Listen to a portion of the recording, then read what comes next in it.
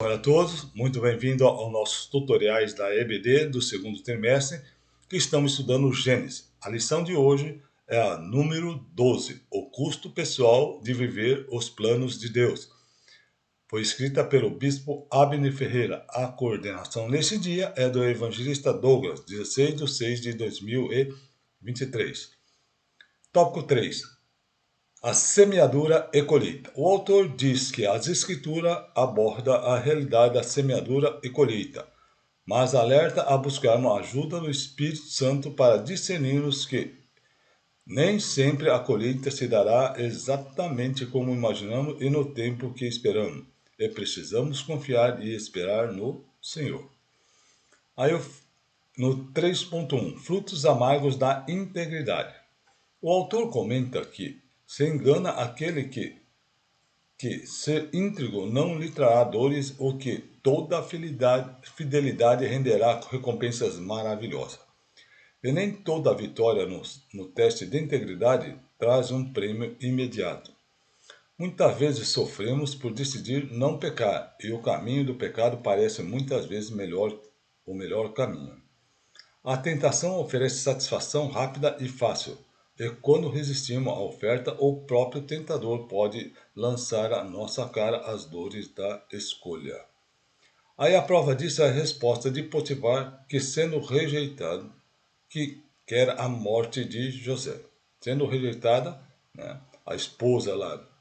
Prova disso é a esposa de Potifar, que sendo rejeitada, quer a morte de José. Né? Aqui é um pouco longo, né? Eu não vou ler aqui, daí os irmãos possam ler, né? Para eu poder ganhar tempo aqui, o tutorial não ficar muito longo, tá? Aí José, na prisão, Deus estava com ele, né? Gênesis 39, 21 a 23. O Senhor, porém, estava com José e estendeu sobre ele a sua benignidade e deu graça aos olhos do carcereiro Mor. O carcereiro Mor entregou na mão de José todos os presos que estavam na casa do cárcere, e ele ordenava tudo o que ele fazia ali. E o carcereiro Mor não teve cuidado de nenhuma coisa que estava na mão dele, porquanto o Senhor estava com ele e tudo que fazia o Senhor prosperava. Aí no top do comentarista, o autor cita aqui o comentário bíblico, o Antigo Testamento. Aí o comentarista conjectura aqui que os escravos, né, possivelmente tinham inveja da prosperidade de José, e por causa disso a esposa de Potifar encontrou os servos prontos para ouvir e acreditar em suas mentiras. E o atentado sexual e a uma esposa de um oficial por um escravo estrangeiro era um ultraje gravíssimo. A pena do réu podia ser a morte. Aí no item 3.2, servindo aos homens como ao Senhor. O autor diz que José não era apenas íntegro, mas também era eficiente. Gênesis 39, 23. E o carcereiro Mor não teve cuidado nenhuma coisa que estava na mão dele, porquanto o Senhor estava com ele e tudo que fazia o Senhor prosperava. Tudo que ele fazia com empenho e dedicação. Fazia o melhor para a glória de Deus, de forma que os homens ímpios percebiam que Deus estava com ele. Gênesis 39, 3. Vendo, pois, que o seu senhor e que o Senhor estava com ele, e tudo o que fazia o Senhor prosperava em sua mão. Gênesis 41, 39. E disse Faraó ao seu servo: acharíamos um homem como esse em que haja o Espírito de Deus? Paulo diz que devemos servir aos homens como ao Senhor, é para a glória dele. Efésios 6, de 5 a 8. Vós, servos, obedecei a vossos senhores segundo a carne, com temor e tremor, na sinceridade de vossos corações, como a Cristo, não servindo à vista como para agradar aos homens, mas como servos de Cristo, fazendo o coração a vontade de Deus, servindo de boa vontade como ao Senhor, e não como aos homens, sabendo que cada um receberá do Senhor todo o bem que fizer, seja servo, seja livre. Aí em Colossenses 3, 22 a 24. Vós, servo, obedecei a vosso, por segundo, senhores segundo a carne, não servindo só de aparência para agradar os homens, mas pela simplicidade do seu coração. Né? É muito parecido, né, os dois textos aqui. Eu até pensei que eu estava lendo o mesmo texto. E tudo que fizer, fazer de todo o coração como ao Senhor, e não aos homens, sabendo que receberei galardão da herança de Cristo, mas que fizer, agrado receberá o agrado que fizer, né? Pois não há acepção de pessoas. Aí no tópico comentarista, o autor aqui cita o comentário bíblico Antigo Testamento. Tanto o carcereiro e Potifar sabia que José era sustentado por Yahvé. Foi entregue todos os presos aos seus cuidados. O comentarista enfatiza que a integridade e a eficiência de José atestavam a todos sobre quem era o verdadeiro Deus, como ele estando no cárcere. E para terminar, né, o tópico 3, o item número 3.3, a visão espiritual da tribulação. O autor relata que, ao receber a revelação de Deus em sonhos, ele fez ser odiado pelos irmãos a ponto de ser vendido como escravo. Serviu como escravo na casa de Potifar, preso por vários anos. Na prisão ganha a simpatia do carcereiro. Gênesis 39, 21 a 22. O Senhor, porém, estava com José e estendeu sobre ele a sua benignidade e deu graça aos olhos do carcereiro mor. E o carcereiro mor entregou na mão de José todos os presos que estavam na casa do cárcere, e ele ordenava tudo o que ele fazia ali. E passa a ser responsável pelos prisioneiros. Gênesis 44. O capitão da guarda pôs ao cargo de José, para que o servisse e estivesse muitos dias na prisão.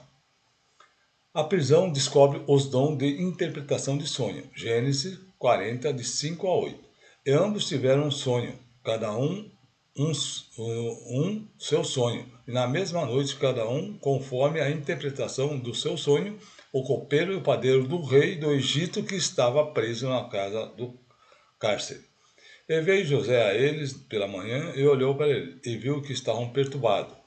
Então perturbou-se aos oficiais de Faraó que estavam no cárcere para a casa do Senhor, dizendo: Por que estão hoje tristes e vosso semblante? E eles disseram: Tivemos um sonho e ninguém há quem o interprete. José disse: Então são de Deus as interpretações, contai-mo, peço-vos. Aí, um grifo meu, né, que é a minha colocação, a interpretação do sonho de Faraó fez sair da prisão e tornar-se governador. Né? Comentarista aqui. O autor diz que o comentário bíblico Gênesis, o Senhor era com José. Gênesis 19, 2. E o Senhor estava com José e foi um homem próspero e estava na casa do seu senhor egípcio.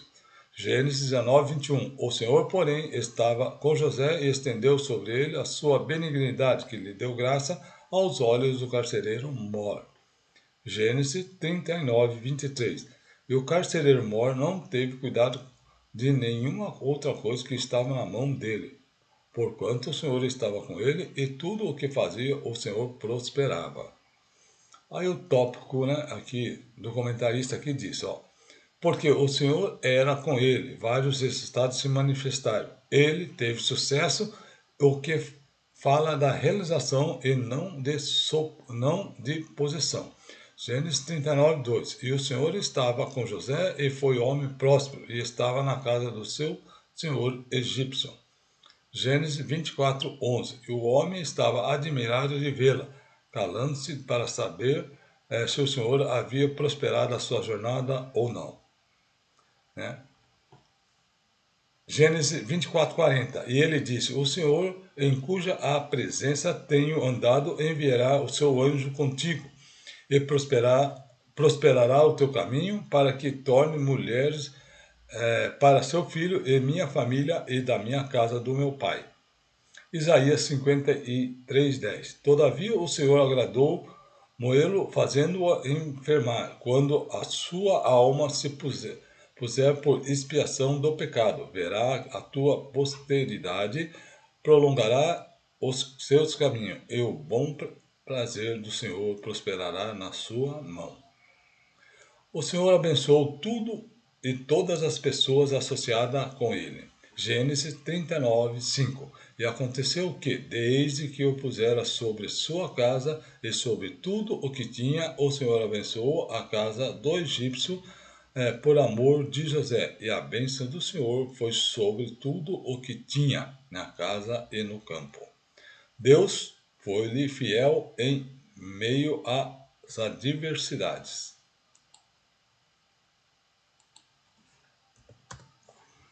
Gênesis 39, 21. O Senhor, porém, estava com José e estendeu sobre ele a sua benignidade e deu graça aos olhos do carcereiro Mor.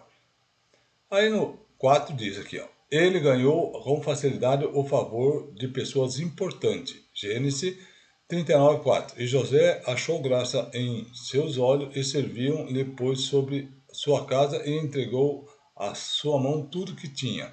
Gênesis 39, 21. O Senhor, porém, estava com José, estendeu sobre ele a sua benignidade e deu-lhe graça aos olhos do carcereiro Mor. Bem, aqui nós terminamos então o tópico número 3 e também a lição número, a número 12, tá? Muito obrigado por assistir, aguardo todo na lição número 13. Até lá, se Deus assim me permitir.